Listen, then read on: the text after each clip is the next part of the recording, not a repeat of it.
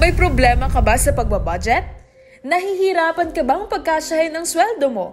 O di kaya interesado ka sa investment pero natatakot kang ma-scam? Si James Fragata ang makakatulong sa'yo. Bata pa lang, natutunan na ni James ang kahalagahan ng pagtitipid. At dahil na rin sa guidance ng kanyang magulang, naging financial literate siya sa murang edad. Sa ngayon, active siya sa pagpapayo about financial management and investments. Kaya mga kada, ilabas na ang notebook at ballpen. Sabay-sabay tayong maging wais sa budget with James Fragata.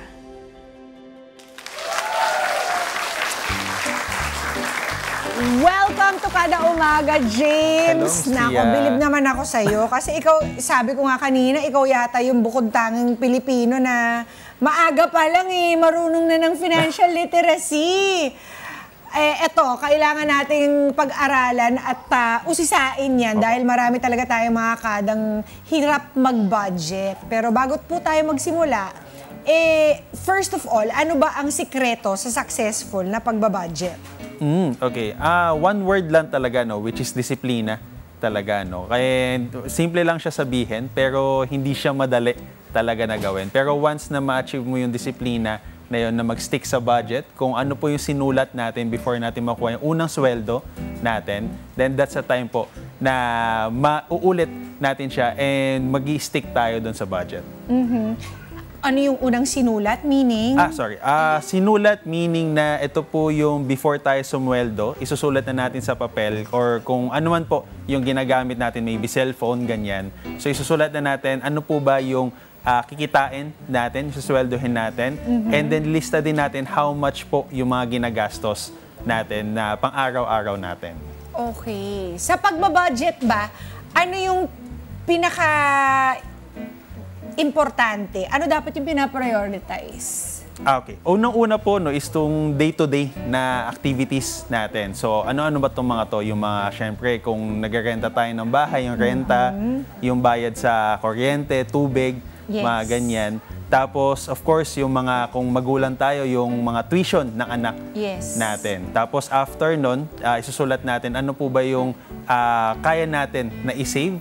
Tapos after that, syempre gusto din natin na mag-ipon para doon sa mga luho naman natin. Kasi naku-confuse kami, ang dami rin namin nakukuhang financial advice, di ba? Sabi nila, you should pay yourself first. Paano kung pagkatapos mo i-pay ang iyong sarili, ibig sabihin, magsasantabi po tayo para sa ating mga savings, kulangin naman tayo dun sa mga kailangan natin bayaran na bills.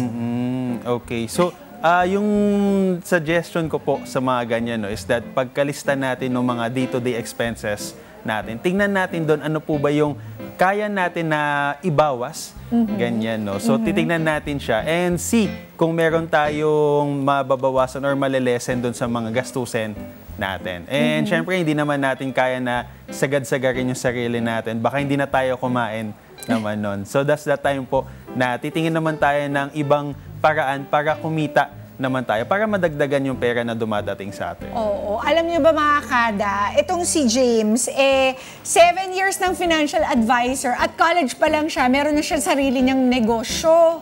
Tama? Opo. Paano mo naisip yung negosyong yon at anong klase? Okay. So, nung college po ako, ang unang pinaka-negosyo ko is yung e-load. Nung usap po nun yung nagpapaload sa mga iba't ibang cellphone.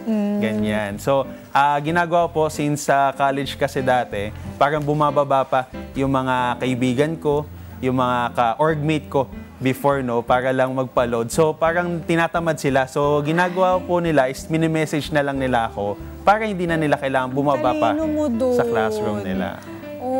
Alam mo, ganyan din ginawa ni Trevor Noah. Kasi yung komedyante na naging news anchor din, ang ginawa naman niya, nag-provide siya ng accessible way for his classmates to get a meal. So parang siya yung una nagtayo ng food truck dun sa sa Africa pa kung saan siya nagsimula.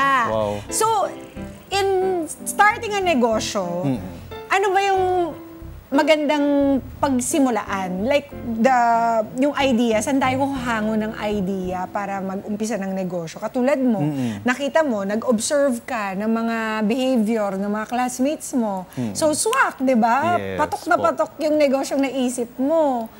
Ano pa, yung mga considerations? Yung mga dapat natin consider, unang-una talaga, is kung ano yung pangangailangan nung sa komunidad lang natin. No? So, syempre, doon muna tayo sa kung ano yung nasasakupan natin. So, halimbawa, sa lugar natin, wala pa yung malapit na tindahan. So, pwede na tayo yung una magtayo ng sariling tindahan. O kaya naman, may tindahan na pero sobrang layo naman sa ibang mga bahay. So, pwedeng tayo yung magtayo. So, isipin natin ano yung problema ng isang komunidad.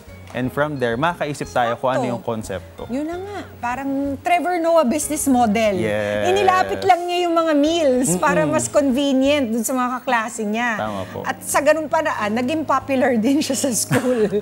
Diba? Pero, paano natin, ikaw ba tinitreat mo yung sarili mo? Paano naman yung, what percentage of what dun sa kinikita natin, yung pwede natin ma-spend para naman sa mga YOLO moments. Yes! Siyempre, gusto natin na may mga cellphone din tayo, nag-update din tayo from time to time. At nagbabakasyon. Alam mo, mga Gen Z, magbabakasyon. Yes. You only live once. Agree po.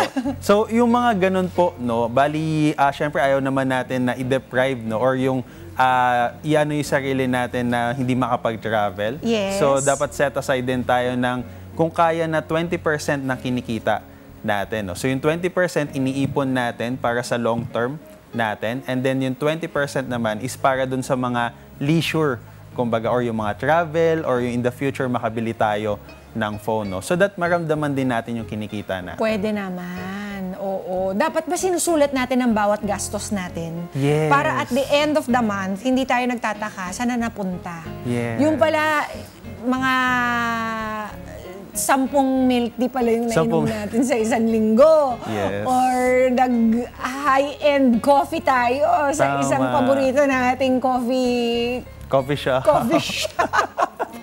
Diba? Yes po. Yun.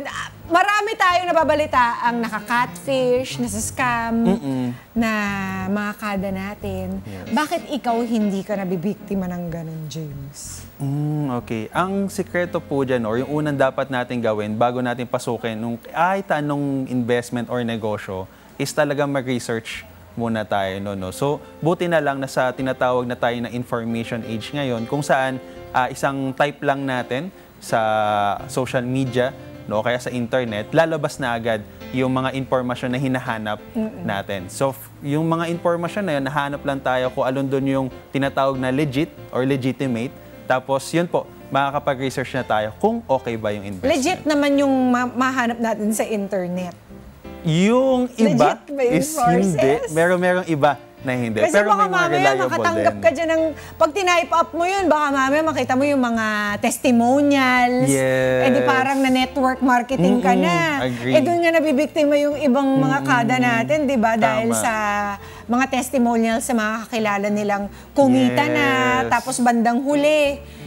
Wala na, tinakbo na yung pera nila kung kailan sila nag-place ng malaki-laki. Yes. Diba? Kaya din po, aside sa testimonial, dapat tignan din natin yung mga tinatawag na government na Sources, nag-handle no? Oo. ng mga to. No? Buti na lang mayroon tayong mga ahensya na tama kung saan makikita natin kung legit ba yung investment na pinapasok natin. Nakakatuwa to si James kasi 350,000 followers na siya and 3.1 million likes na sa TikTok. Dahil dito sa content na naisip niya tungkol sa financial literacy nga, nakita nyo naman sa inyong mga screens, para siyang, meron siyang mga characters na nagtatanong lang ng mga questions. Tapos, you make it so interesting and you make it so simple. Diba? Bakit ito ang naisip mong content? Ba't hindi ka nagsasayaw? Or nagpa-prank ng tao? Una sa lahat kasi baka pag sumayaw, wala talagang manood at all po, no? Pangalawa naman is that nakita ko po kasi na sa ibang bansa, ito yung parang ginagawa nilang mga content para mas maipalawanag sa mga audience nila, no? Kung ano ba yung sinasabi nila. Ayan, And since nakakatuwa. story siya, mas naiintindihan siya ng mga tao as compared lang yun dun sa sasabihin ko lang, Oo. Mas madaling intindihin po ang TikTok ni James kaysa sumali po tayo sa isang financial literacy seminar na baka antukin pa kayo sa loob. 'Di ba? Ito in a matter of a couple of minutes. Minutes lang, Na-gets yes. mo na agad yung yung point, 'di ba? So, eto James ha. Gusto ko lang malaman, ang dami na nagko-comment sa iyong TikTok account. Ano usually sinasabi sa mga problema ng mga followers mo? Okay. Number 1 po dyan talaga is kung saan pwede mag-invest. Ayan. So kung meron nga po kung piso sa bawat tanong na yun, siguro milyon-milyon na yung meron na sa Sayang, dami ng ano? tanong na yun. Kasi nga, ang gusto natin ay makahanap tayo, kasi lahat naman tayo nagtatrabaho, pero gusto natin makahanap tayo ng ng passive income. Yes. Yung kumikita nang hindi natin Nagtatrabaho masyado. actively na tinatrabaho. Yes. Opo. Yun ang hinahanap nila no? Ikaw ba meron ka mga suggestions na maaari small lang yung yield, pero at least ito ay kumikita ng pera kahit hindi natin actively tinatrabaho? Yeah. So, yung unang tanong na binabato ko doon sa mga audience ko po or nagko-comment kung where to invest, yung balik ko po sa kanila is kung kailan ba nila gagamitin yung pera. So, bawat investment po kasi meron tayong tinatawag na short term, medium term, tsaka long term. Okay. So, pag short term, ito yung within 1 to 4 years gagamitin na natin yung pera. So, yung mga financial instrument na bagay dyan is yung mga traditional na bangko, kung saan madali natin makukuha yung pera natin. Medium term naman, ito yung within 5 to 9 years, gagamitin na natin yung pera natin. Yung bagay naman doon is yung mga high yield na financial instruments na mas mataas yung interest compared sa Such mga as? bangko. So maganda po ngayon is may mga ahensya na, katulad ng halimbawa Pag-ibig MP2, kung saan hawak siya ng government, kaya masasabi natin na safe. Safe siya. Oo. Yes. And then yung lastly is yung long term po, kung saan yung pera hindi natin gagalawin in the next 10 and above years po. So doon na pumapasok yung pag-i-invest sa mga stock market, real estate. Yung mga blue chip Yung na mga blue chip companies, stocks. Tama po. At saka mga real estate. Mga real estate. Mga properties, medyo may kalakihan ng kailangan natin ipondo dito. Pero Yes. meron namang meron namang mga finance schemes para dito. Yes, Meron tama. down payment, tapos every month, hulugan mo Hulugan na lang siya. Mga Kanet 25, this is Pia Guanyo Mago. For more Kada Umaga updates, please click the subscribe button and follow us on Net25 social media pages at Net25 TV and at Net25 Entertainment Facebook page. See you guys. Bye!